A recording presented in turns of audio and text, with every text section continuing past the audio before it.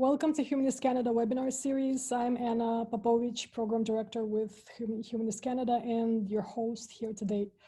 Let me go over a couple of housekeeping items first. You are attending in listen-only mode, so please take a moment to adjust your settings, audio settings, if you haven't done so. At the bottom of the screen, you should see a hand tool. Would you please raise your hands if you can hear me?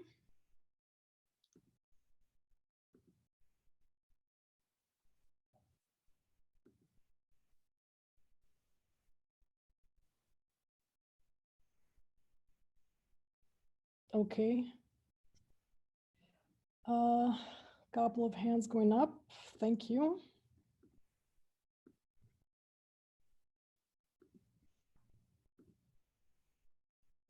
Today's webinar will be 60 minutes in length with time allotted for Q&A at the end. We will use the Q&A tool for questions, and you can find that at the bottom of your screen. And before I introduce our speaker, allow me to once again briefly outline the context of the discussion, especially for those of you who were unable to join us for previous webinars. In 2019, the government of Quebec Premier François Legault, the founding leader of the center-right coalition Action Démocratique, passed an act respecting the laicity of the state, also known as Bill 21. Bill 21 prohibits certain public servants in positions of authority, including judges, police officers, government lawyers, principals and vice principals, as well as school teachers, from wearing religious symbols such as a hijab, crucifix, turban, or kippah while on the job. This contentious law has polarized public opinion. Its critics claim that it fuels anti-religious sentiment, disproportionately affects Muslim women, and restricts the freedom of belief and is therefore unconstitutional. The supporters of Bill 21 argue that it enforces the healthy separation of state and religion, prevents passive proselytism, and enhances gender equality by freeing women from the constraints of oppressive religions. And that's a quote. The title of today's talk is The Implications of Bill 21 on Muslim Accommodation in Quebec's Public Education System. And this is part 3 in our 4-part series on Bill 21. Our speaker today is Dr. Beesan Sarrouh. She is a Senior Research Analyst at the Center of Wellness, Diversity, and Inclusion at the Treasury Board Secretariat in Ottawa. She has published work on inclusion, diversity, and belonging in the sphere of education in both academic and policy forums. She holds a Ph.D. in political studies from Queen's University, and she has taught courses on religious diversity and politics of immigration at York and at Queen's Universities. And she also was a visiting researcher at the School of Public Policy and Governance at the University of Toronto. So Beesan, thanks so much for joining us. Thank you. And over to you. Thank you so much, Anna. It's a privilege to be here, and I look forward to the discussion that will come after the presentation. So to begin, as Anna said, the title of the presentation is The Implications of Bill 21 on Muslim Accommodation in Quebec's Public Education System. I'd just like to give a bit of a presentation roadmap to how the presentation is going to unfold for the next little while. It gives you a sense of how, not only how the presentation will unfold, but also hopefully gives you a sense on how to discussion we're having now on Bill 21. So I will begin in terms of the larger context as Quebec is a minority nation in Canada, and within that, the cultural concerns of the past and the present. So past, we speak about the language battles, quote unquote, that took place in the 70s and the 90s, and the concerns presently are that of religion, looking at what's going on with the reasonable accommodation controversies, and presently with Bill 21. The focus of this presentation is really a lot on Quebec's education system, and we can't really have a discussion on religious accommodation in Quebec in the context of education without really understanding how the public education system in Quebec developed over time. And that's a discussion that must include the confessional aspect of its education system. So we're going to get into a little bit of that and then connect it to a discussion on religious diversity and state neutrality in Quebec. What does that mean in terms of state neutrality in Quebec?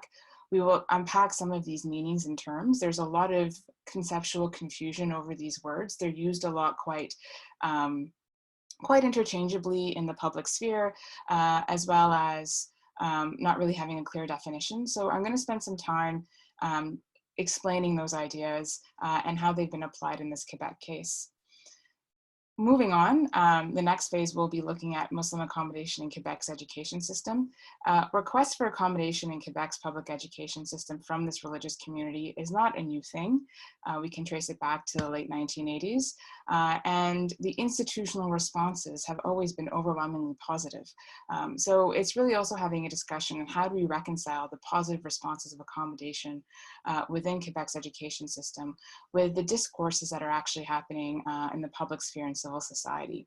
And then finally, we're going to turn to the discussion on what seemingly to be Quebec's turn to a closed secular society with, of course, with Bill 21, but also previous to that, where we look at the Charter of Values and some of the legislation after that regarding, or sorry, some of the proposed bills after that regarding religious expressions of religiosity in the public sphere in particular. So Quebec is a minority nation. Francophone Quebecers are in an interesting position in this sense. I think perhaps the audience, it's not too much of a surprise to know that the Francophone province is nested in a Canadian state of English-speaking provinces, but also in North America. It is the only French-speaking jurisdiction in the entirety. So in the sense, Francophone Quebecers are simultaneously a majority and a minority. Inside the province, Quebecers of French-Canadian ancestry represent a strong majority. They dominate the provincial legislature, l'Assemblée nationale, and the policies it adopts. In the larger Canadian and North American context, however, the Quebecois are a minority and often feel anxious about the future of their language and culture. There is a term that has been used quite a bit to explain a little bit of that anxiety. It's called cultural insecurity. You might hear about it in terms of economic insecurity in other circles, but cultural insecurity really is this feeling that there's a threat to a language and culture, and that a population in particular feels that with various forces, that language and culture might be put under threat. During the second half of the 20th century, a powerful nationalist movement emerged within the province, one committed to defending and enhancing the presence of a Francophone community in an English-speaking continent. Quebecers' concerns about the future of their culture have been heightened by immigration. Although newcomers represent a smaller proportion of the total population than in some other parts of Canada, for example, Ontario and British Columbia, around 20% of the population of Montreal consists of first-generation immigrants. Anxiety about newcomers settling in Quebec was most marked in the years after World War II, when the birth rate among the French-speaking community declined rapidly, and immigrants tended to assimilate to the English language, culture, and language. This prompted concern that English language might soon dominate in Montreal, the metropolitan heart of the province. At the time, surveys of public attitudes often concluded that the Quebecois were more opposed to immigration and less comfortable with ethnic and cultural pluralism than other Canadians. In response, the provincial government passed strong legislation to protect the status of the French language and to steer immigrants into the Francophone community. These policies were highly controversial at the time, with Quebec nationalist and immigrant communities mobilizing massively on opposing sides. So in addition to what we would call the French or the language battles of the 1970s and 1990s, and powerful language laws that actually were quite successful over time, another focus that was particularly important for the governments, the Quebecois governments, was to actually look at migration and where they were getting economic immigrants to come from. And a lot of those people came from North African countries, which were, many were part of La Francophonie, and they were French language. So they were French-speaking immigrants that really, again, reinforced this support of immigrants speaking French and coming into the province ready and being able to speak French.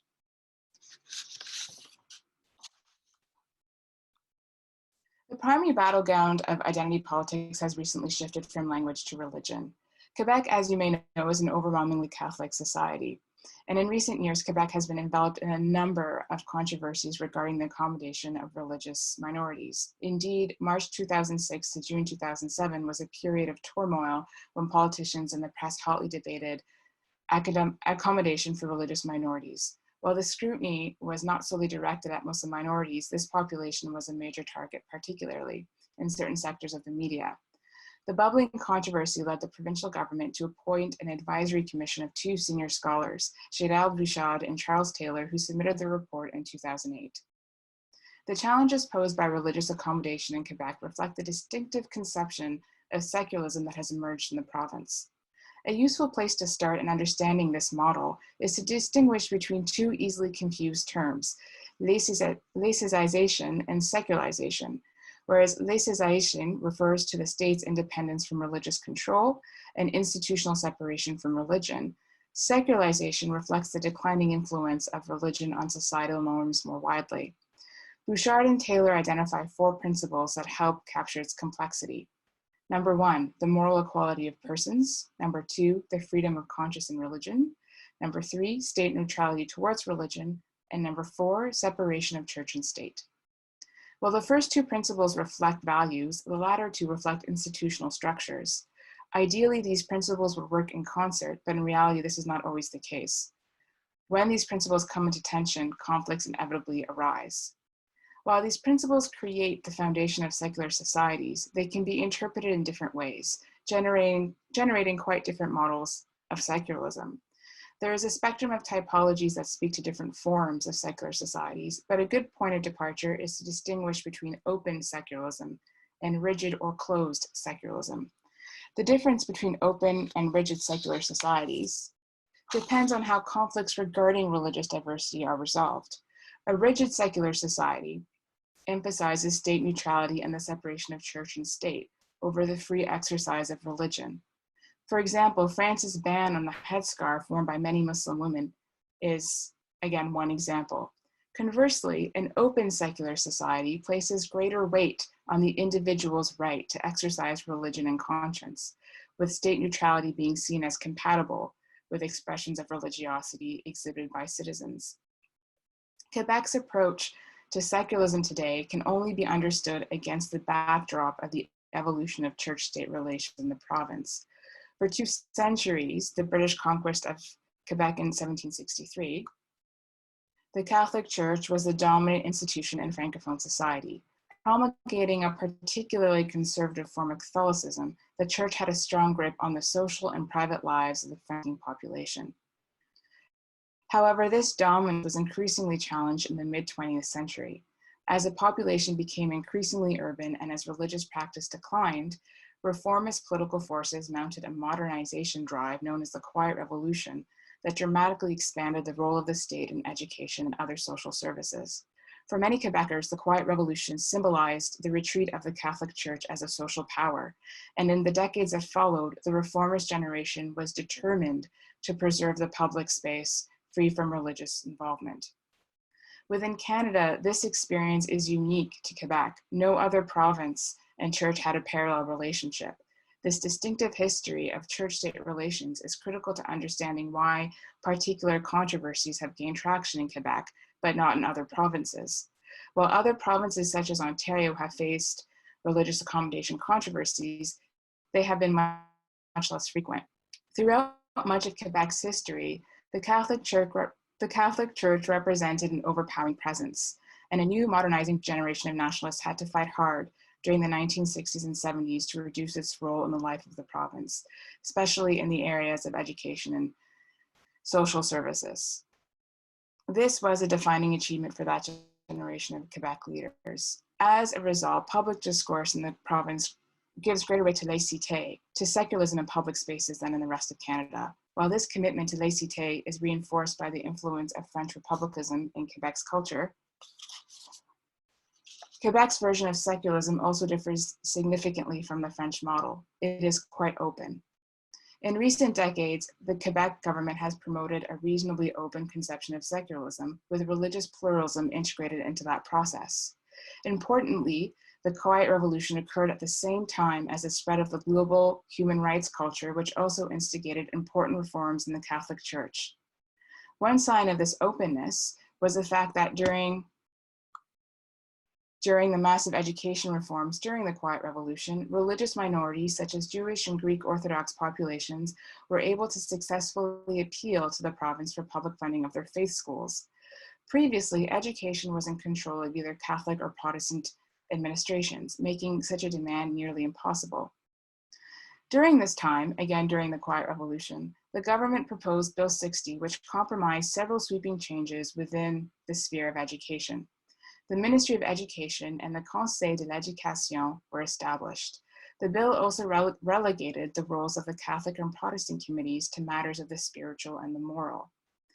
In 1964, the bill was passed. Legislatures turned to more sensitive issues regarding education, school board reform. The report had stated that the confessional system did not reflect the changing social context, the religious and cultural diversity of Quebec. While Catholic and Protestant schools should remain within the education system, there should also be neutral schools, as well as French and English schools in a given territory, and schools would become unified. School boards would become unified. I don't have a lot of time to go into this detail. I believe that you could really write about 3 theses looking at Quebec school board reform over the years, but I did this to give you a sense of the fact that the issue actually of separating or transitioning from a confessional school board to a linguistic school board took years, over actually 30 years. It was only in the late 1990s where you had that move from Protestant and Catholic school boards to French and English school boards. So that just gives you a sense of how complex looking at the confessional system within Quebec's public education system is, and the amount of time it has taken to address these thorny issues. So what about Muslims in the public education system? As I said earlier, there would be a focus at looking at the demands that were made and the fact that also this is not something that's new. There's definitely been, since the late 1980s, demands for accommodation from Muslim and Arab parents within Montreal or within Quebec's public education school board. I'm looking at 2 notable controversies. So as I've just said, beginning in the late 1980s, there have been notable controversies regarding the accommodation of Muslim minorities in education. The first incident relates to the teaching of Arabic as a heritage language in an affluent Montreal suburb. Arab parents had availed themselves of the right to ask for such a course, but were met with resistance, not from the school board per se, but rather the parent school committee or the parents association. A number of committee members were concerned that an Arabic language course would be a gateway for other forms of accommodation, including the introduction of the Quran in the curriculum. The fact that advocates included Christian women who spoke French fluently did not assuage fears, but rather stoke them. While parents expressed these sentiments, the institutional response was notably different. Ultimately, the school board opted to introduce an Arabic language course as a pilot project. And I included the quotation "Islam by stealth." This was actually a quote that a parent had said in sort of rejecting the request for a pilot project in an Arabic class, that this would be a way that, through stealth politics, Islam would start to become accommodated in the public school system. Another controversy took place in 1994 when a Muslim student was expelled for wearing the hijab in her public school. The controversy proved to be more complex than the previous example, since some of the concerns expressed were related to gender inequality. Muslims themselves were divided on this issue. Some supported girls wearing the veil at school, while others were opposed. Similar to the previous case, there was a notable division between the institutional response to the hijab controversy and reactions that emanated from the public sphere. Ultimately, the issue was addressed by the Commission des droits de la personne et de la jeunesse, Quebec's Human Rights Commission, which ruled that Muslim girls were within their rights to wear the veil to public school. These examples demonstrate 3 important points. First, the response of public institutions to requests for accommodation favors the individual's right to exercise religious expression, insofar that it does not infringe on anyone's rights and freedoms. Second, this response does not reflect a societal consensus and is regularly challenged by some members of the public. These populist challenges depict such accommodation as an affront to the democratic, secular principles of Quebec and to a threat of Quebec's national identity. The reaction undoubtedly is also fueled in part by intolerant, if not xenophobic, attitudes towards Muslims in particular. Third, the issue of gender equality significantly informed the headscarf controversy. As mentioned previously, secularism in Quebec plays a central role in shaping the discussion on religious diversity. It cannot, however, be studied in isolation from other threads that also inform these discussions. This includes feminist perspectives, which in Quebec cover a rich array of perspectives, from the secular to the religious. But these discussions on religious diversity also brought out deeply xenophobic attitudes from parts of the populations as well. For the final part of the presentation, I want to focus on this shift in tone. And I've labeled this towards this closed secular society. So as Anna had given in the introduction, a really nice a cap note of what Bill 21 had proposed, it isn't the first time that something similar has been proposed by the governing party in Quebec. So starting with the Charter of Values with the Parti Québécois, which was at the time led by Pauline Marois. This was introduced in 2013, and it prohibits it would have prohibited public employees from wearing any kind of expressions of religiosity. What was interesting about the Charter of Values, when I think about it, to my mind, are two things. There is interest in what it really focused on and what it did not focus on, and in particular, in that part, in the sort of discussions that ensued, the one area that the party had chosen not to focus on was actually the funding of faith schools. That would not be touched. So you may or may not know that there are Islamic schools in Quebec that do receive public funding. Faith schools in Quebec do receive a fraction or do receive public funding. The majority of faith schools are Catholic schools. So there is an argument to be made, or an argument to be said, that the reason why politicians haven't touched the faith school issue, and I think this is also echoing with Bill 21, is the fact that the majority are Catholic schools, and that you have quite a number of Quebecois sending their children to Catholic schools, including political elites. So there is select issues that are getting at the forefront on this bill, while others are taking a back seat, which I think is an interesting tension to perhaps discuss. With Bill 62, it was the Liberal Party of Quebec that had introduced this at this time.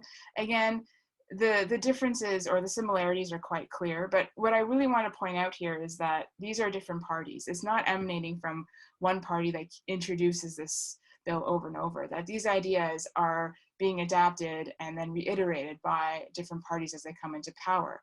The question then becomes, who are they trying to speak to, and what are they trying to speak to?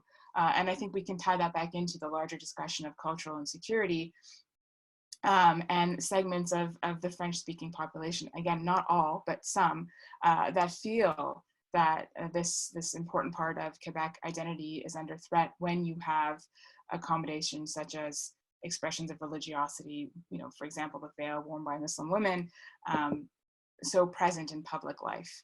The second thing I'd like to bring up is when the Charter of Values was introduced, it really did create such an outcry. There was a tremendous amount of backlash, but that backlash didn't fall along majority or minority lines.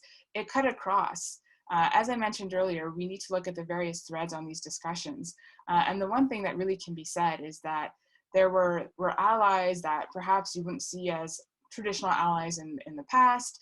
There was a lot of partnership and a lot of bringing together of various groups to oppose this, which in the past you hadn't seen. So it really instigated an interesting kind of mobilization. So now focusing on Bill 21. The Coalition Action Démocratique has passed this. Again, I'm not going to spend a lot of time covering what it really entails, since Anna already did that. But I did include a quote from Paul Wells from Maclean's magazine, which really gives you a sense of, in a capsule. It sets out a long list of government-affiliated jobs, certain members of the legislature, police, prosecutors, teachers, and others, whose holders are henceforth banned from wearing religious symbols on the job. Who has been primarily impacted by this? Many people fighting against Bill 21 have said that it's women, particularly Muslim women. This is something that has also been targeted at the Charter of Values and consequent legislation regarding the wearing of religious expression. Muslim women will be impacted. Why is that? Simply because many Muslim women work in the education sector, in childcare, in teaching, and they will be unable to work if they do not take off their veils. And this is something that really and truly has come at the forefront of this discussion regarding religious accommodation in education. To give sort of a more focused comparison of this issue, we have the English Montreal School Board, which is challenging Bill 21. As I said earlier, there is quite a history with school boards in Montreal in particular regarding the issue of language rights and now religious accommodation. That is heavy, it's quite long, so I couldn't spend a lot of time with it. But the English Montreal School Board has a history of really taking a judicious approach, taking the legal path to really confronting bills that they disagree with or legislation they disagree with that governments of Quebec have passed or tried to pass over the years. Bill 21 is no different. So in an article, again, Paul Wells had written it for Maclean's magazine. The head of the English Montreal School Board had said that they had to turn away 3 candidates for positions, all of them Muslim women, because they had covered they had veil coverings, and it was now against the law to actually hire people that had that kind of covering. And they also provided some very interesting statistics that 88% of preschool and elementary teachers are women, and that 53% of all Muslim women in Canada, according to some public surveys, wear headgear. This gives you an essence of the gender dynamics of this bill. The fact that it is disproportionately impacting women, and that just given where the focus is, which is religious expression and religiosity, that it's going to be impacting Muslim women. The next interesting step is the legal challenge. The English Montreal School Board is not the only one that is presenting a legal challenge in this regard, but they're doing something with the hopes of trying to override the notwithstanding clause, which the current government has employed to protect this bill. And that is Section 28. And Section 28 actually makes the argument that the equality of men and women supersede any kind of notwithstanding clause that will be invoked. So that will be interesting to see how will that play out. But also in the end, while we can wait for these legal challenges and see what the next steps are, a significant amount of damage has been done on so many levels regarding the Muslim communities in Quebec and their relationship with the Quebecois government, and well, obviously, you know, how they feel as part of this community and part of the province. In my thesis work, I interviewed quite a few Quebecers that were Muslims and had built a life in Quebec and were fluent in French and were part of the system. And at one point, I spoke to someone who was actually part of the Parti Québécois, but after the Charter of Values, they had left the party. There is definitely a sense of alienation that comes out, especially, you know, and a sense of betrayal, if not to feel that you've built your life and you've committed to a project and you've committed to being a Canadian citizen and being part of the Québécois society. And these kinds of discussions are really coming out, and there's quite a bit of tensions there. So that's where I'd like to end the discussion, and I'm happy to take any questions you might have. Thank you. Thank you very much, Beesan. So we'll open this to Q&A right now. So please feel free to type your questions into a Q&A box at the bottom of your screen for Beesan.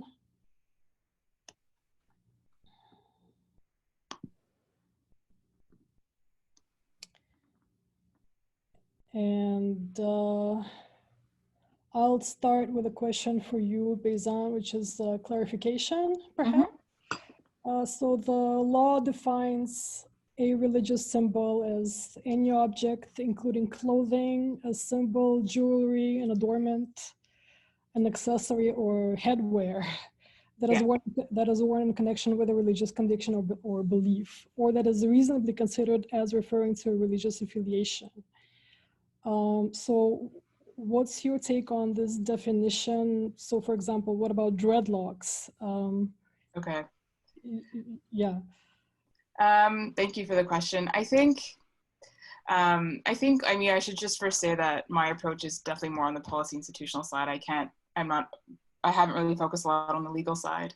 I think the way that they've described this, in a sense, is somewhat broad, but I also think it depends on where really the impact of the policy or the law is really going to have its mark. And I think that it will be, for example, as I said, in the sphere of education, it will affect primarily Muslim women. I'm not quite sure where it would, you know, where you might fit other other forms of religious expression. But I think in regards in terms of like where you would really see that impact, it would be in the education sector. Okay, and if I may ask a follow-up question on that. Sure. So symbols are polysemic, right? So they have multiple meanings. Yes. So the hijab can be seen, and from the little that I know about this, is seen and is read as a sign of modesty as well, right? So it's also a cultural attribute, not necessarily a religious symbol. Yes. And I dug up this quote from François Legault, who says, "A religious symbol such as a hijab that could create the perception women and men are not equal is not ideal." Yeah. And this is not an argument about the religious significance of the hijab, right? So what's your response to that?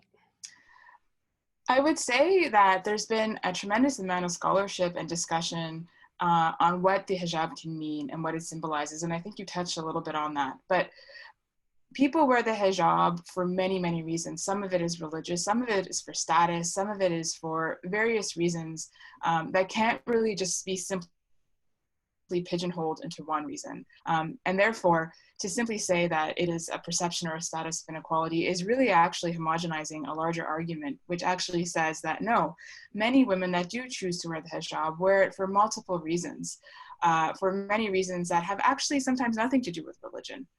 That could be, you know, for a sense of inclusion, a sense of being different, a sense of wanting to be seen as having a higher stature depending on the society that they're in. The point is that to wear something like the hijab is done for many, a plurality of reasons rather than just one. And to sort of focus and single it down to this one reason creates an issue for a larger, broader discussion of the complexities and nuances of choice. Why do women choose to wear this? As opposed to just a simple, rote response. Okay, thanks. Here's a question from a listener. Atheists and humanists are sometimes described as the most persecuted minority. Does Bill 21 discriminate in favor of humanists? No, I mean, I don't know much about the atheist community but rather I actually think that if anything, what it does is that it's trying to create a society where basically it's not neutral. That when you actually have something that simply says, people cannot have these religious expressions, what you're saying is that our space is not neutral, that you cannot actually participate and be part of the society if you choose to actually express your religious identity. I think in a sense that it's less about, is it really actually discriminating against groups, as opposed to creating a society or creating the conditions of a society that is just generally not inclusive. So that's where actually I would stand on that. A question from Lloyd. You stated that the majority of people impacted by this law are Muslim women. How many women is that? And what other categories of potential impactees were examined? And what were the numbers of impactees in those categories? Sorry, do you mind repeating the question, Anna? I'm having a bad internet. The majority of people impacted by this law are Muslim women. So how many women, if you have numbers, and what other categories of people were impacted? And what are the numbers for those categories as well? I can actually send some numbers that I have at a later date. They're in a different document, but there isn't really specific numbers that I have on hand right now. Again, I'm happy to send them later. I also think that data right now is still being collected in terms of the exact amount of numbers of Muslim women that are being impacted by this. As I mentioned in the presentation, just by virtue of the percentage of Muslim women that are actually part of the public education system in terms of working there, you can probably deduce that it's going to have a significant impact. Other categories or other people, other groups rather, that are being impacted by this. One example was Jewish men that wear the kippah, the covering, the head covering. That's also an issue that has been presented less in the education sector, but again, other services, other public sectors where this law will apply. Men that wear, Sikh men that wear the turban. So there is a range of groups that will be impacted or are being impacted by this law. This actually ties in with a question that we got from in a post-webinar survey from someone who follows us. So how are men affected by the bill? Is there a lot of discussion around that issue? And then second part of the question is, don't the religious symbols convey any sense of oppression, i.e. religious symbols worn by men? So again, I do think, yes, men will be impacted by this bill, depending on what they're wearing. So absolutely, that's not to, that should be included in the discussion. So I'll repeat again, for men, Jewish men that wear the kippah, as well as people, Sikh men that wear turbans, this is something that will obviously impact them. Can you repeat the second question, Anna, again? Sorry. Yeah, don't the religious symbols convey any sense of oppression? Relating to a discussion about the oppressive nature of possibly hijab, right, worn by women.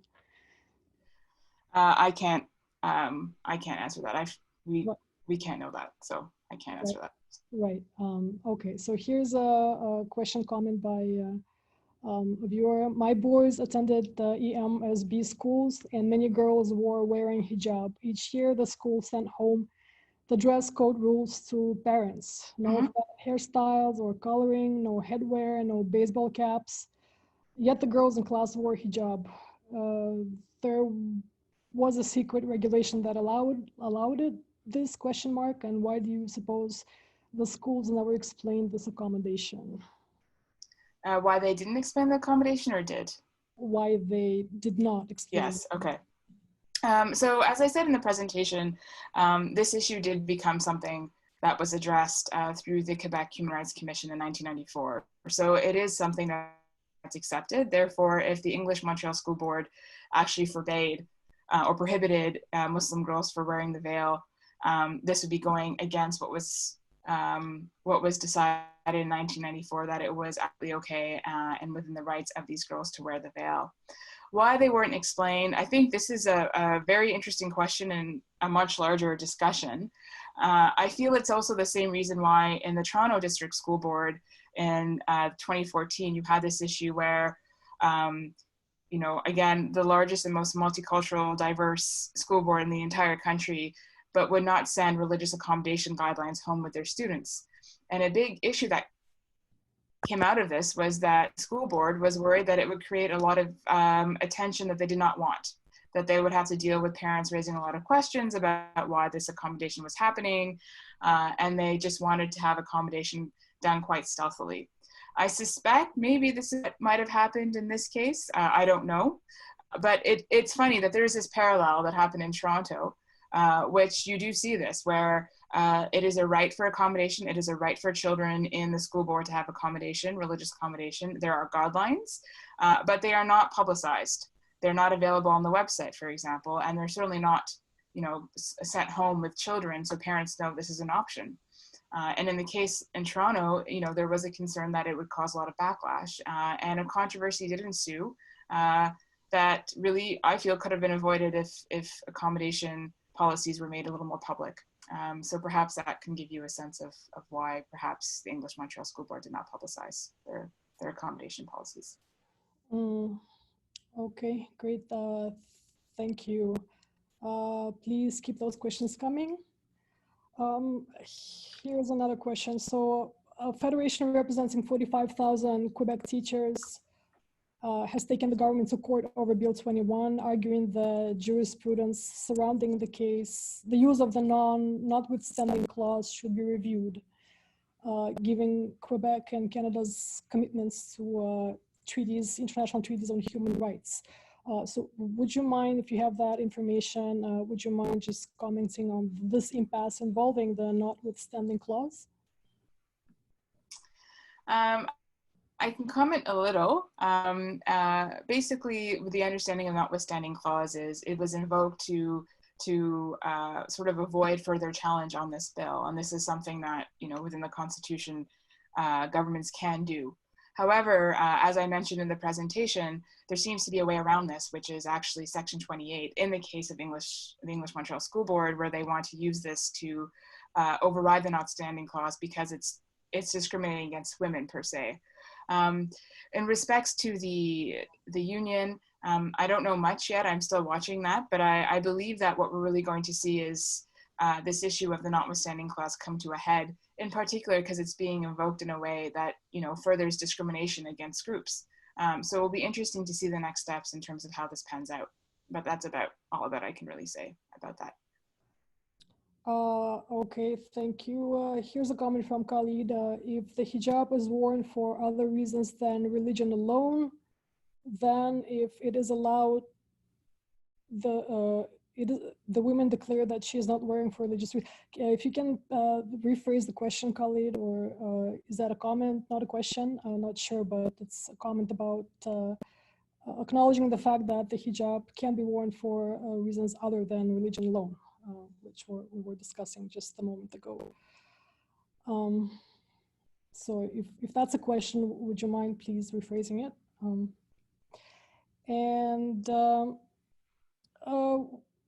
So what is the current status of the legal fight surrounding Bill 21? You mentioned that at the end of your presentation. So I read in the news that the National Council of Canadian Muslims and the Canadian Civil Liberties Association have filed a legal challenge against the law. Do you have an update on what's going on? Yeah, so that happened, I believe, in December, and it was determined by a committee of 3 judges that they were hoping to suspend the law until it went through the court challenges, until it went further on to the courts, excuse me.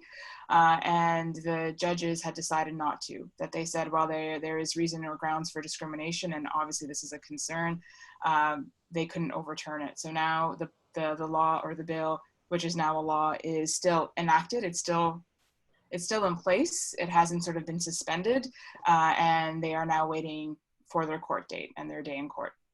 That's basically where it's at. Okay, thanks. Question from Robert.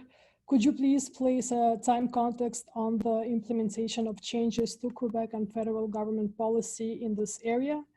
Are there any drivers that set a time frame over the next steps? Regarding Bill 21, or? Yes. My understanding, sorry, regarding So the time frame on the implementation of changes to Quebec and federal government policy, I guess, involving Bill 21 or surrounding Bill 21? Mm-hmm.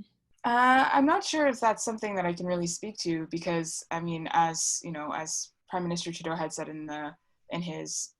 during his campaign, that, you know, this was something they had to see out how the courts played out. So to the best of my knowledge and from what I understand right now, the federal, you know, this is a provincial matter, and it's something that's within the provincial context. So I can't really speak to a time frame between what's going on with the province and the federal level. Okay, another question. Does it seem logical to assume that a person wearing a hijab or a turban is more religious, more fundamentalist, I guess we should say more religious than someone not wearing the garment? Yeah, I agree. I mean, at the end of the day, I mean, religious expressions of religion come in various different forms, right? So I think these questions that are being asked about these kinds of expressions of religiosity also points to the fact how problematic this law is, because it's actually making a very static assumption as to why people veil or as to why people wear the things that they wear. There are many reasons. It's not always religious, but if, you know, the state treats it as such and makes policies in response to that, it creates quite a bit of problems. So yeah, I that, you know, you could be wearing, again, the veil is not necessarily worn by some Muslim woman for religious reasons, but the way that the state has responded to that, to people wearing the veil, is one that just simply assumes that it's for religious reasons, and that it encapsulates some kind of gender inequality, and that's something that they need to address. So there is a lot of issues with that line of reasoning, which creates problems. Okay, thank you. Next question. Does the bill restrict people from expressing themselves while representing their employer, while at the same time allowing freedom of expression in personal life and on social media? right? So I guess the question is about two types of public sphere, right? One on the job, but yet at the same time, there is the freedom of expression regarding those issues on social media, for example, right? And in other venues of public life. Not that I know of. I mean, I think at the end of the day, this is about, you know, when you're on the job, when you're in a position of public within the public service, it's about, you know, wearing expressions of religiosity. So what that might look like in terms of social media or your personal life, I'm not sure. I would suspect that there are different relations that you might have with your employer about what you do on your social media if you are an organization that, for example, is nonpartisan or have you, but I don't think there's any connection between sort of what you have in terms of private life and social media in that regard and this bill. I don't see a connection. Okay, so here's a clarification on the previous question from Khalid. As you said, some women wear hijab for cultural reasons rather than religious reasons. If so, can they be allowed to continue wearing those symbols for non-religious reasons? The issue is not, it's more of how does the state see those symbols, correct? So, you know, a woman that's wearing the veil might wear it for a reason that has nothing to do with her religion. But when she goes to teach at a public education or a public school in Montreal, let's say, the province will see this only as a religious symbol. So it's less about her internal wishes and desires for wearing this and more about how the state sees her in that hijab. And that's the problem. The problem is that she is being singled out and framed in a particular way by the state regarding what she's wearing versus her own agency in that decision.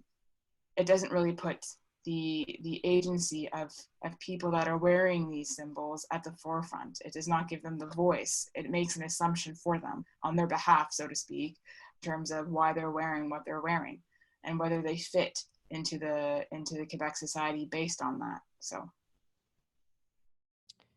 Okay, thanks for that. If there are any more questions, I think you've answered most or all of the questions. If are there any more questions for Beesan?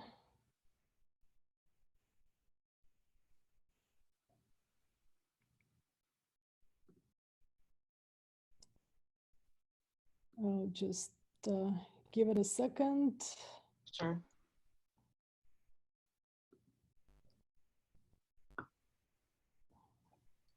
There was a question from Lloyd. Can you speak into the mic? He raised his hand. Okay, I guess not. Well, thank you very much, Beesan, for your time, and on behalf of today's webinar team and our presenter, Dr. Beesan Sarrouh, thank you for joining us. And just to let you know that part 4 of the Bill 21 series will be on February 9 at 3 p.m. And our speaker will be David Rand, president of Atheist Free Thinkers, based in Montreal and spokesperson for the Alliance for Secularism, a coalition of various Quebec organizations which promote secularism and support Quebec's Bill 22. So thank you all for joining us, and until next time, and enjoy the rest of your weekend. Thanks so much. Thank you.